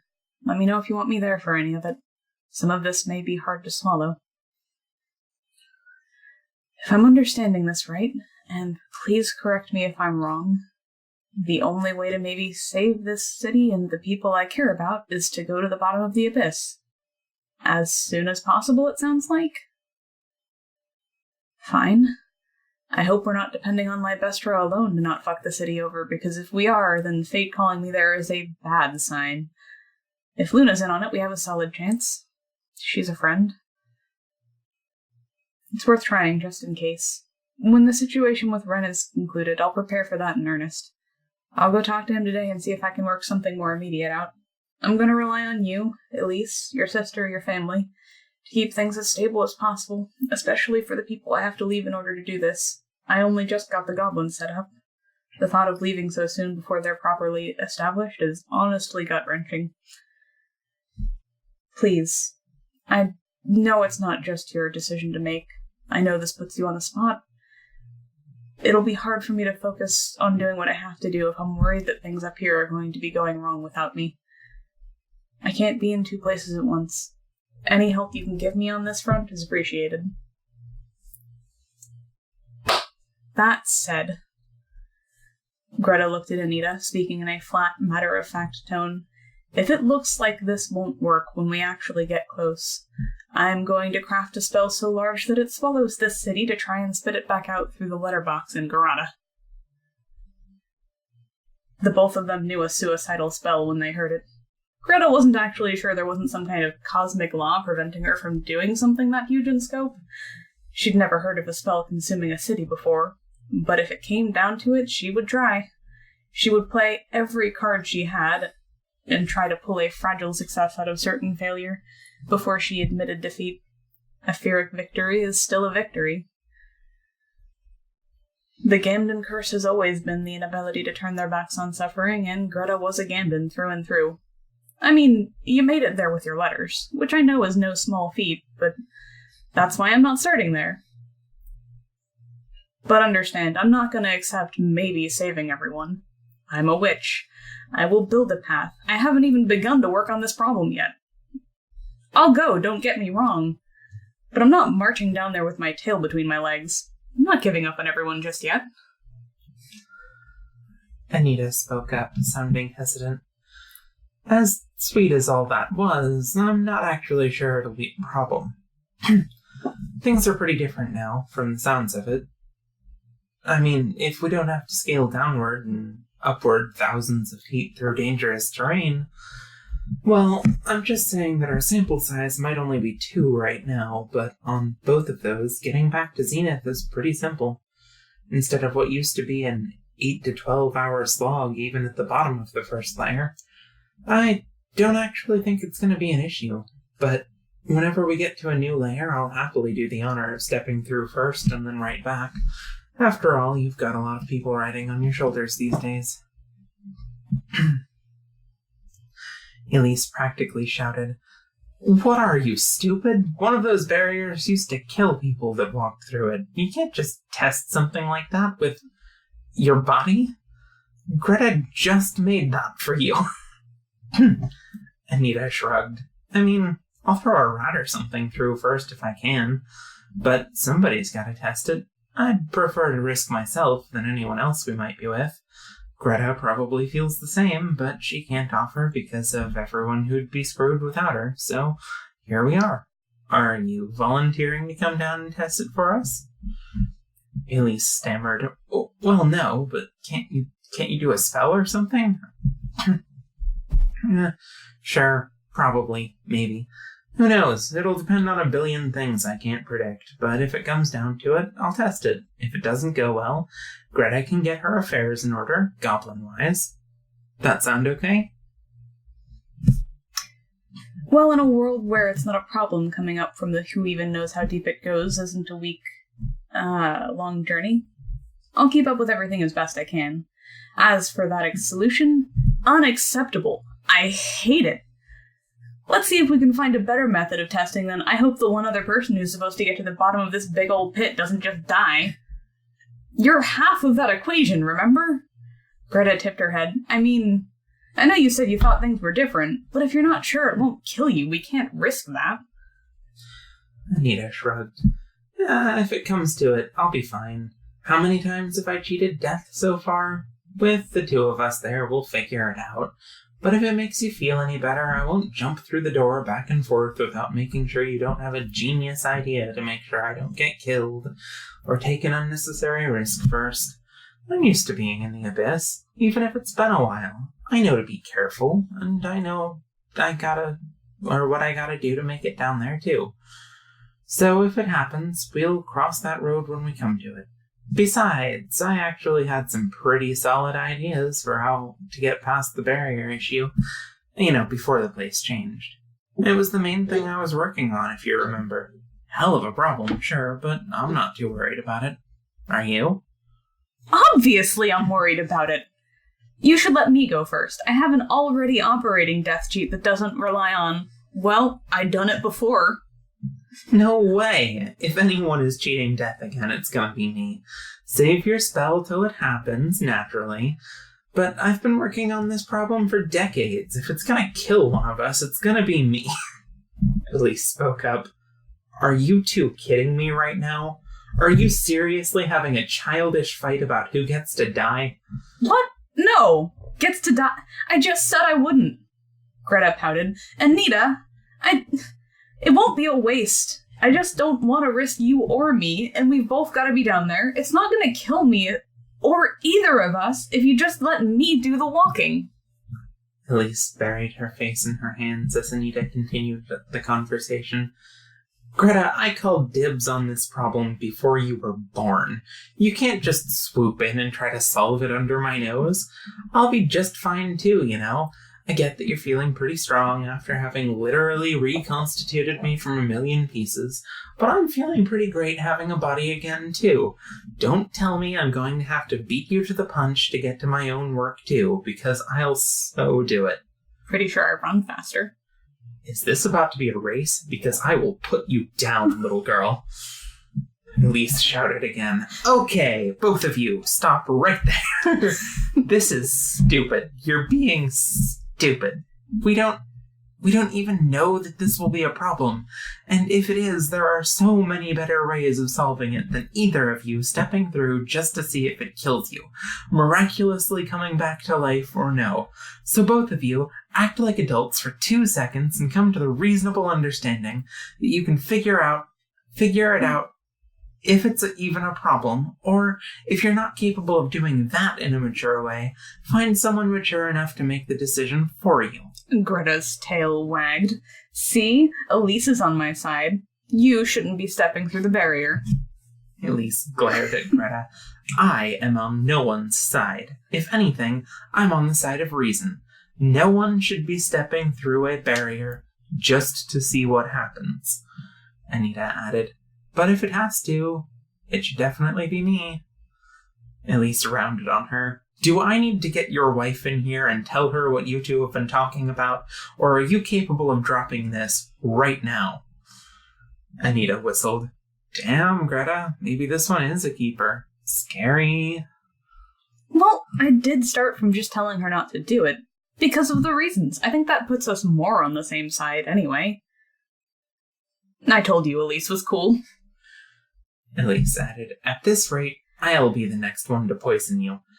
Quit trying to one-up each other. If you aren't sure it's safe, find someone non-potentially city-destroying in magnitude to test it, or come up here and talk it through, with an adult present. Agreed?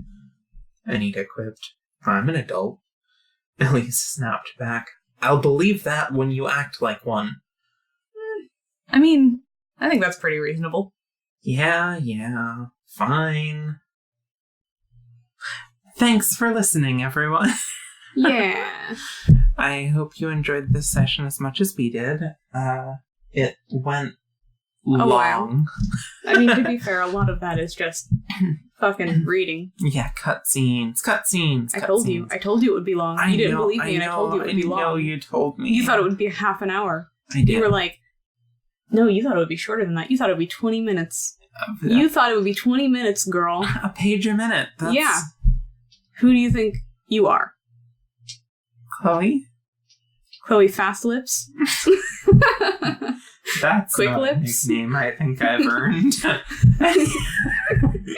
Anyway. Chloe the Cough Gobbler? Oh, God, please. I don't know why that got better during our session than it was while trying to read this. Maybe it was like the starting and stopping. Maybe. Anyway, thank you, Gina, for editing. Thank you to our patrons for the encouragement and well, yeah, I kind of wish super we happy. could have done that cutscene after the talk with the humans, because there are some parts that don't make as much sense. Oh, I don't Yeah. think. Yeah. quite possibly. Well, we recorded that before this session, so if there are any inconsistencies, chalk that up to problems that need to be solved if we ever do this again. Yep. Yeah. Thank you all for listening. Yeah. Bye-bye. Appreciate.